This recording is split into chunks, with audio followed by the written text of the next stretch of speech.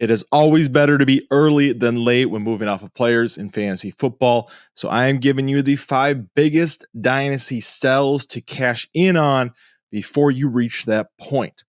And we're going to start at the tight end position with George Kittle. Kittle has been the consensus top 3 tight end for quite a few years, dating back to about 2018, and was a tight end 2 last year, but it was on the back of crazy efficiency at 15.7 yards per catch. The next closest tight end was Kyle Pitts at 12.6, right? That's efficiency that you're probably not going to see on a year-to-year basis, but it wasn't just him on the 49ers. This whole team was ridiculous. There's a reason they were in the Super Bowl. They had 4 players with over 1,000 plus scrimmage yards. Only 5 other teams have done that in NFL history, all while attempting the least amount of passes in the entire NFL. Like I talked about the Bears on Tuesday in my Dynasty buys, talking about DJ Moore. But these guys, they were even lower than that. Under 500 pass attempts is insane. And George Kittle, right, is on the outside looking in of those weapons. Even if you think Brandon Ayuk is gone, he's probably there this year. Meaning that this next year, if he does move on, Kittle's just going to be that much older. McCaffrey's going to be older. Debo's going to be older. And at 30 and a half, right, I think he might be the odd guy out sooner rather than later, especially a guy who still relies on speed. And bigger than all of that, the reason that I think he's the sell right now is this tight end landscape is changing.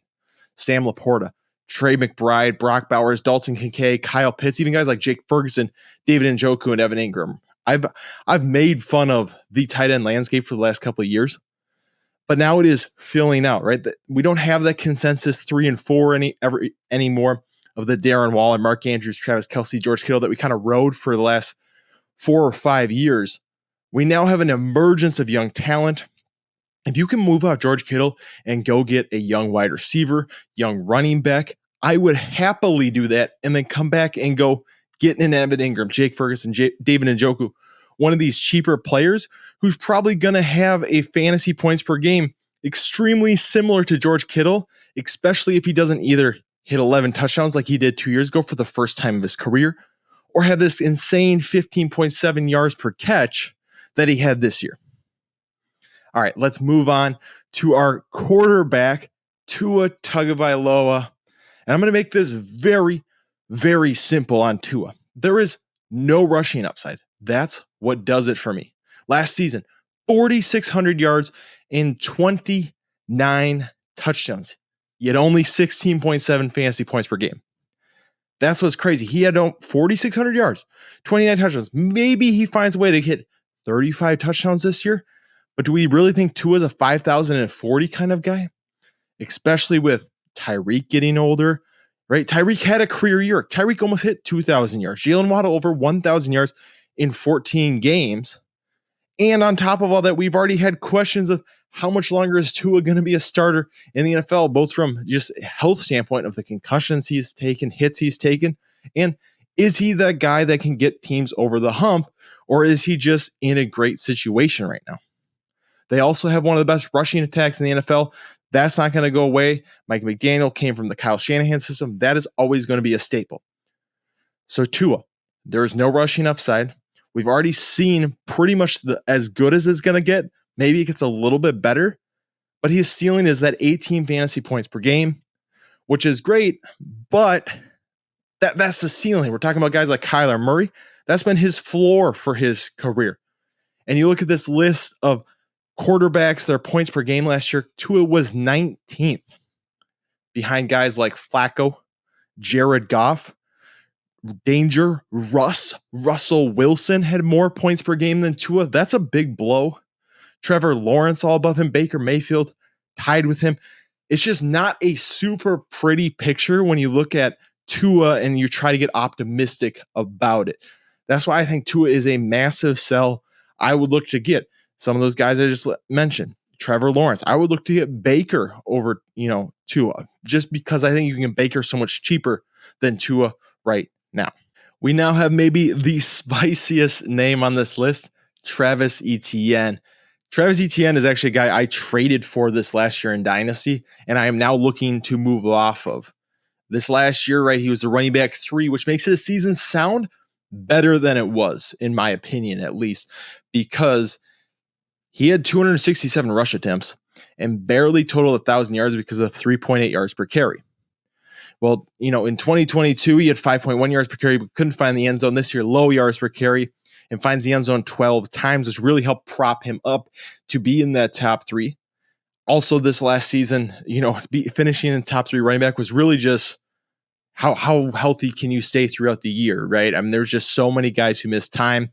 He has 16.7 points per game in PPR formats, which is good. Don't get me wrong. It's just, for me, feels like this is the top for Travis Etienne, because he also had 58 receptions and 73 targets. That's a huge plus. That is something that I think can continue. This isn't all doom and gloom for Travis Etienne, right? I'm not saying he's fallen off a cliff here. He's only 25 years old.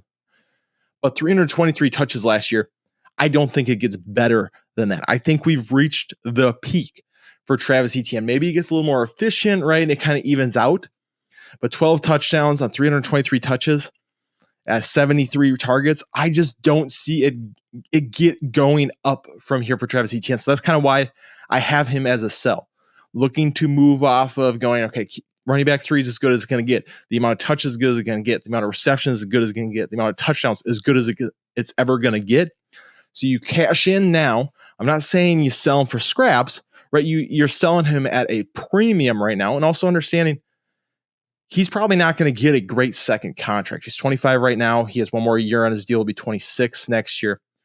Then after that, they could pick up his 5th-year option. He'll be 27 at the end of that. So it's just the long-term look for any running back is never great. So that's why I think right now you cash in. You go, okay, this is as good as it can get. We've reached the peak with Travis Etienne. I'm cashing in now. I'm moving on. And you're going to be okay with that because you're going to get a pretty healthy return for Travis Etienne. Next, we have the only wide receiver on this list right now, Hollywood Brown. And unfortunately, I want to like Hollywood Brown so badly. I want to be in on Hollywood Brown. It sounds so good. He's got Mahomes now. And he's always felt like he's on that cusp of breaking out. That's where he's at, right? You look at his stats. It always feels like he's just right there. If he can stay healthy, if his quarterback can be healthy, right? It's always one thing. But let's look at the facts. He doesn't have a chance to be a wide receiver 1 in this offense. He doesn't have a chance to finish top 12, at his position from a fantasy perspective. So for me, when I'm looking at wide receiver especially, if the guy doesn't have that chance, I'm comfortable moving off of him as long as it's a fair price. Because even if Marquise Brown has his best season, we're probably talking wide receiver 17, 16. And that would stink if you sold, you got a little lower return. But at the same time, it's not going to kill you. It's not like he's going to finish as a wide receiver 4. You're looking at it, you're going, man, what did I just do? You sold Tyreek Hill after he was traded to the Dolphins. You're like, holy cow, I've missed out on this greatness. No, that's not going to happen to you with Marquise Brown. That's why I'm really okay with letting him go. And he's not going to go, right? This is a 1-year contract he's on, so they could still draft a wide receiver. So he could be the 4th target on his team this season. He's the 3rd for sure. He's behind Rashee Rice, and he's behind Travis Kelce. As a wide receiver 2, he was right behind D-Hop. As a wide receiver 1, he was in Baltimore. He was last season. So wide receiver 1 on a 1-year deal in Kansas City, potentially the 4th target. The wide receiver 34 in Dynasty. I talked about Christian Watson as a buy last week, or on Tuesday, Deontay Johnson as a buy, Jahan Dotson. All guys that I would sell Hollywood Brown for to go grab an extra pick or, lower caliber player to go along with that. That's the kind of move I would look for with Hollywood Brown. And our final player is Kenneth Walker. Now, I'm going to be honest. It's kind of like Tua, where he is fun to watch on the field. He's going to put up good stats. I think Kenneth Walker is a phenomenal NFL running back. Right, he's been a solid running back over his career, 1,000+ scrimmage yards each of the last 2 seasons. But he has an extreme lack of receiving work to a Derrick Henry, Nick Chubb early in his career, level. But Kenneth Walker, unlike those two, is averaging 4.6, 4.1 yards per carry. Unlike those two, is not going to see 300 touches, has yet to see over 230. Unlike those two, has a second round running back sitting behind him in Zach Charbonnet. There's just so much working against him right now that is the running back 10, according to Keep Trade Cut. I keep bringing that up because that's kind of where I see consensus at. I think he's a perfect tier down guy. Go get Isaiah Pacheco for him, Rashad White, James Cook, and add on a second. Add on, a young wide receiver. Take a shot on a guy. Because yes, he's fantastic. Yes, he has great breakaway runs, but no double-digit points. He's yet to finish top 15 in points per game. Zach Charbonnet is the receiving back. You can't say his receiving work is going to get better. Zach Charbonnet already proved in the first year. He had more receiving work his first year than Kenneth Walker's had in either of his first two seasons. This new regime is going to want to throw the ball more. They're not going to want to run the same way that Pete Carroll wanted to. Whatever the offensive coordinator. I don't know why it's not coming to my head right now. So he just has such a capped ceiling, both efficiency-wise and touchdown-wise, that for me, it doesn't make it worth it to hold on to him. He's a 23-year-old running back. People are going to like that, he's good enough in the NFL that he's going to have job security moving forward. It's just not a high enough ceiling where I'm like, it feels worth it having the running back 10, running back 9 price tag on him when I can go out and get one of these guys who's probably going to perform better from a fantasy perspective over the next 2 years, and I can add an extra piece to it.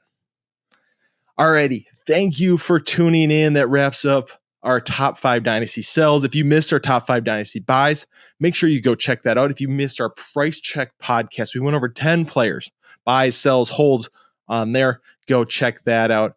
We will be back next week with Ty's mock draft 3.0. Do not miss it. Make sure you hit that notification button and subscribe. But thank you for tuning in. My name is Cameron Lawrence, if you did not know. And we will see you next week. Deuces.